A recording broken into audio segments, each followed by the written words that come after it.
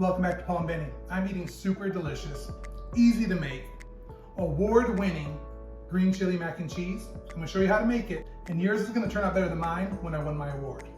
Here we have the star of our dish. Have 3 types of cheese going on here. Not just for the sake of saying like it's a 3 cheese mac and cheese or a 3 cheese pizza, but all these cheeses have a role to play. So I have my very sharp cheddar, which I love because it brings the cheesy flavor I expect in a mac and cheese. I have an American cheese because it melts really smooth and gooey and it gives that creaminess. Some people prefer a Velveeta, but I like the ingredients in this better and it melts just as smooth. I think even better because it's not so oily. And then a little piece of Parmesan I have here left from earlier in the week because I want a really strong forward cheese punch to this mac and cheese. Cheese can get a little diluted in the noodles and everything else being added. So I'm gonna add this to make sure it's got just an extra little pop of cheese in there. So I'm starting with the Parmesan here. The Parmesan smells so good.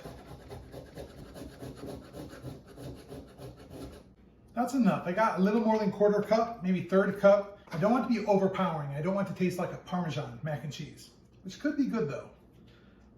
Okay, so here I've got my cheddar. Someone might say that's not enough cheese for mac and cheese. It will be because the Parmesan packs such a punch, I won't need as much of the cheddar. I love a really cheesy mac and cheese, but I don't love it swimming in oil. So I feel like this is a perfect balance. I can get all the cheesy flavor and cut back on the excess cheese that really isn't necessary. And a little for the cook.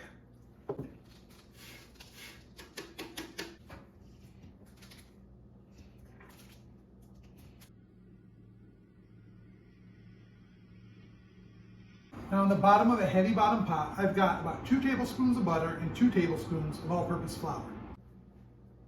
It's a little much.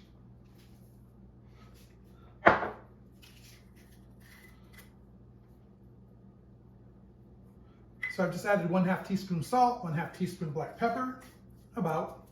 I'm gonna put this on the stove to melt and brown the flour just a little bit.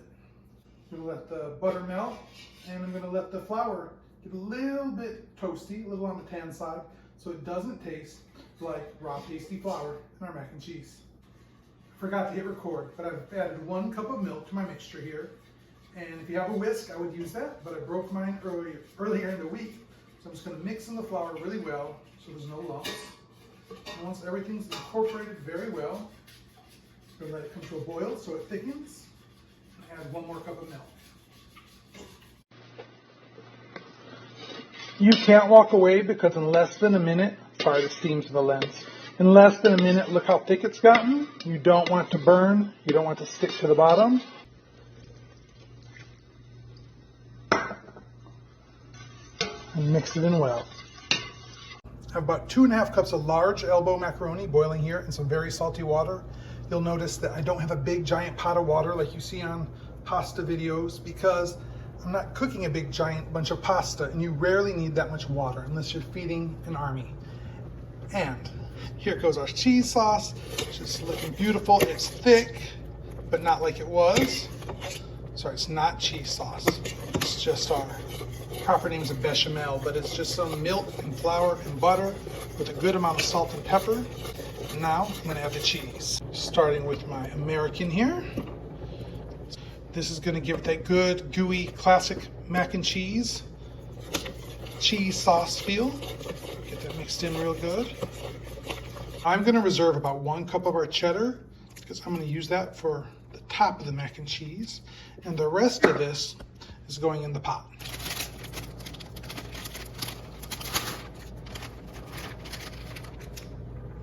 It's a lot of cheese. I lost the footage of me stirring in the cheese, but this is after about 30 seconds of stirring. But look how beautiful our cheese sauce is. This is perfect right now. I would dip some chips, some pretzels, some just about anything in this sauce. You could drizzle it over some noodles and make a gooey mac and cheese.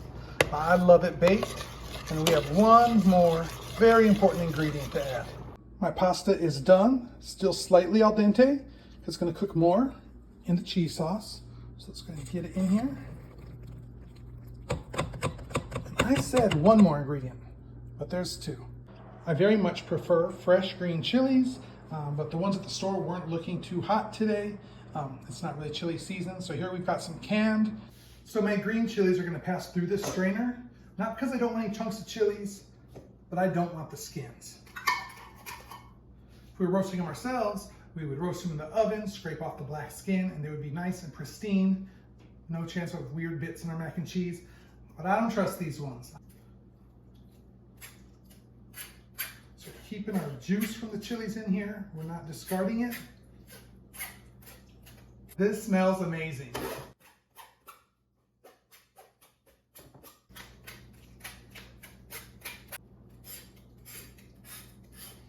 I don't know if you can see, but that's all seeds and peels. And it's left about only a quarter cup or so of actual chili pulp, but that's enough for the little batch of mac and cheese we're making today. So I'm gonna add my green chili here to the cheese sauce and noodles. So I don't know if you can see, my cheese, my noodles, my green chili. Doesn't look super appetizing yet, but just give it a minute. Again, this is a half serving, so we don't need a 9 by 13. But I'm gonna butter my dish really well. Take this beautiful, beautiful, delicious mixture.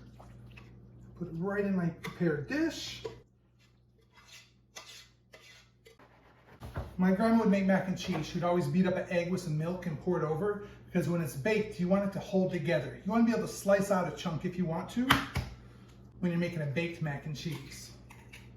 I want it to hold together a little bit. I want some crispy, cheesy edges on top. And because we're doing green chili, I'm not using milk today. I'm gonna use some sour cream. This is not seasoned, so I'm gonna add some salt until it's a little salty, and some pepper. And give us a little mix.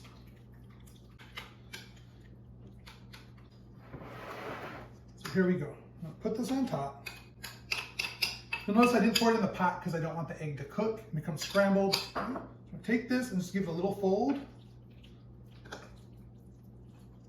kind of marbling the egg and sour cream mixture through the mac and cheese. And finally, the cheese is going on top.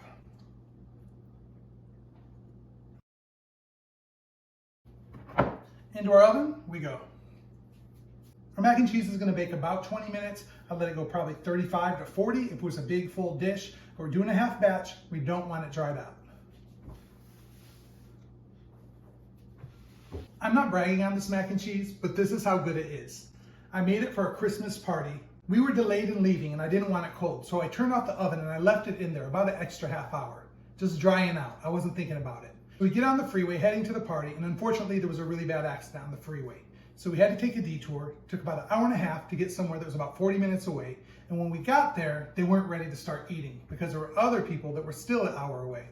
So it sat there on the counter another hour. So about 3 hours after I made this macaroni and cheese, about half an hour it sat in the oven toasting, dry as can be on top, cut into it, still won first place for the best side dish at the Christmas party. So I'm telling you, this recipe is absolutely delicious. Yours isn't gonna sit around for 3 hours. Yours isn't gonna be dried up in the oven trying to keep it warm. Yours is gonna be nice and gooey and rich and hot right out of the oven. People are gonna love it. You're gonna love it. You're gonna wanna remake it. So yours will be way better than mine was when I won the award. Trust me. So what I forgot to tell you before I popped it in the oven is I love to put a nice dusting of paprika and black pepper on the top of my macaroni and cheese. So you'll see it's already on here. I love to put it on before it bakes so it gets toasted in with the cheese. I feel like certain items like potato salad, macaroni and cheese, they're really much better with a good dose of black pepper and paprika on top. My taste buds and the roof of my mouth would be obliterated if I dug into this. So I'm gonna let it sit here about 20 minutes and just wish that I could have some. Okay, my impatience is getting the best of me. We're gonna go ahead and give this a little taste here. Oh, it's still pretty hot. Let me give it a little cool down. I don't know if you can see that steam.